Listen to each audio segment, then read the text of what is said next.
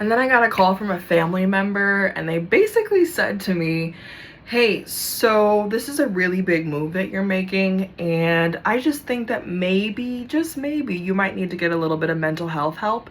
You're not thinking properly.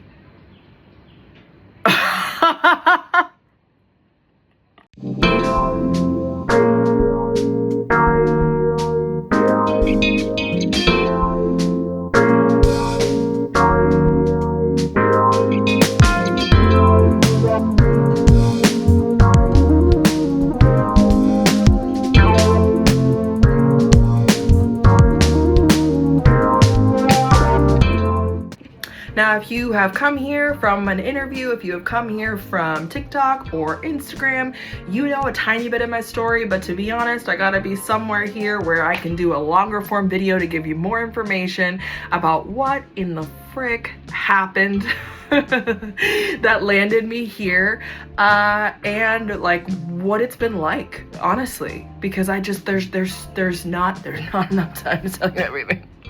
So I have to start out by telling you what my life was like in the United States, because if I don't do that, I don't feel like I'm doing you guys justice in terms of getting the story, because you've got to have the scene set, baby. Now, sorry, personality on 10. All right, we've calmed down. Okay, so in the United States, I am a marketer by trade.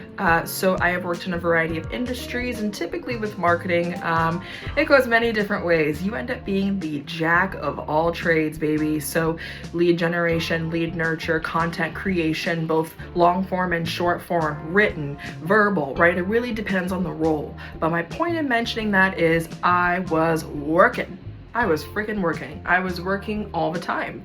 And the standard in that industry is that you are accessible. Whether you're working remotely, whether you're working hybrid, or whether you're working in person, you have got to be accessible almost at all times, right? Because after 2020, and I don't know if you've had this experience, but I'm hoping you can understand where I'm coming from, because honestly, after 2020, the expectation of how often you work has changed. And before you know it, you've got to be working all the time, because the lines between home and work, they were completely muddied. So the idea of working from home turned into working all the time. And who wants that? So before I knew it, I was constantly working, and I knew enough was enough. Now, also, remember, the field that I'm in, it wasn't just I'm constantly checking emails. I was also responsible for lead generation.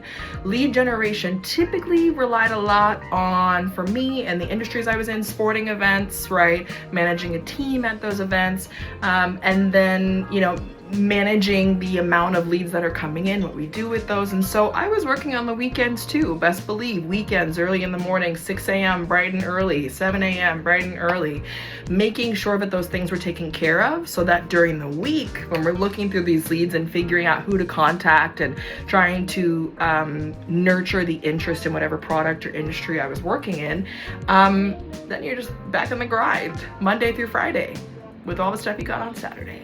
And possibly Sunday. So I was constantly freaking working. Now I know what you may be thinking. Does that mean that you were making a whole lot of money? You must have been real comfortable. I'm gonna keep it real with you. I was making almost 6 figures. I was very, very, very, very close, okay? But you also have to look at the value proposition on both sides, right? How much are you giving up? Because the majority of the time, if you're working, let's say 10 hours, let's just count in the correspondence time as far as how often I'm getting on my email at 4 in the morning, how often I'm getting on my email at 9 p.m. at night to get things done, how often I'm working all day, weekends sometimes, right?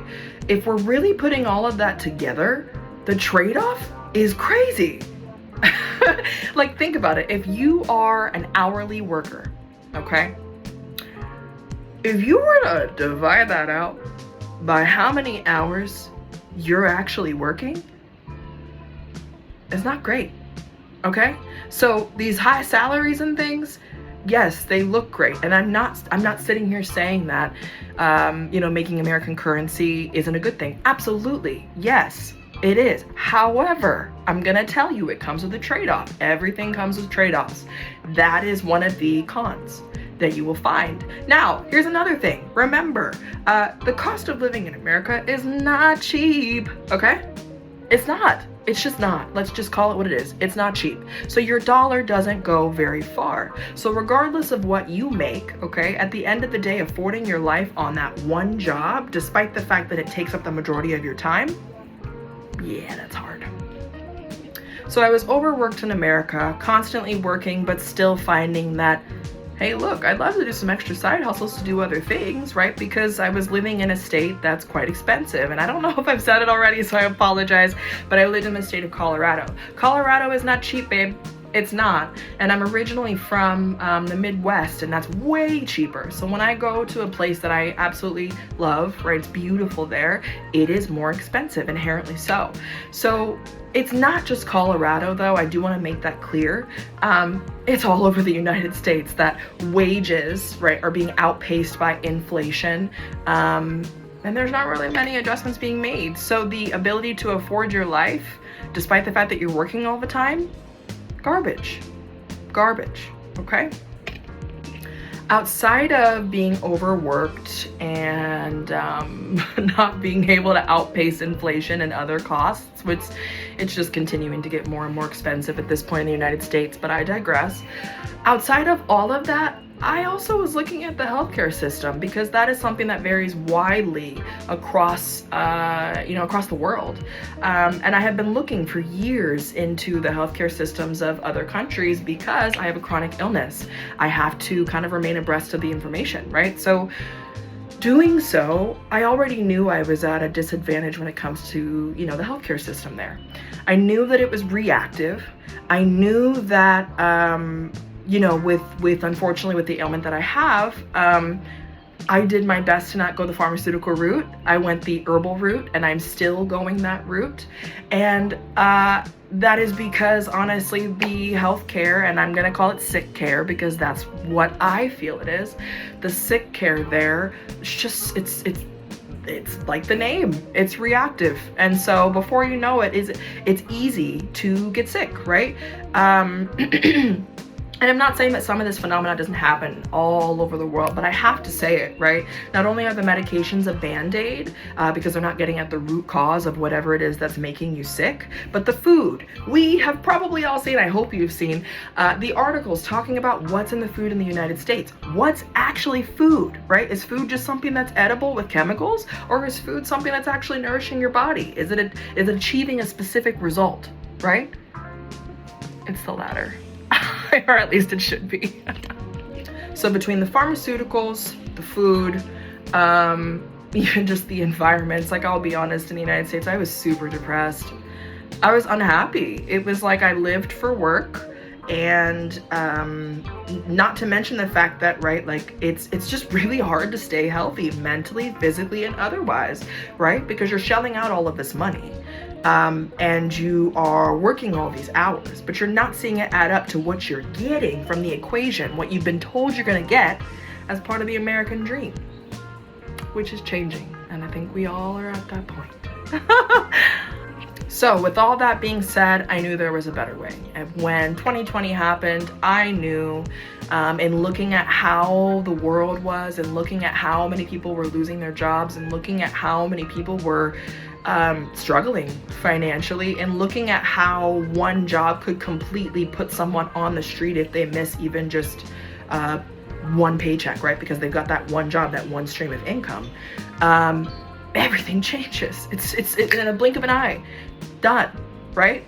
So I knew there was a better way of life, and I knew that other countries had things figured out just a little differently. Of course, there's advantages and drawbacks everywhere, but I knew it could be done differently. And I want to be a part of whatever the world is where, ooh, it makes me want to sing, Aaron. I want to be where the people are.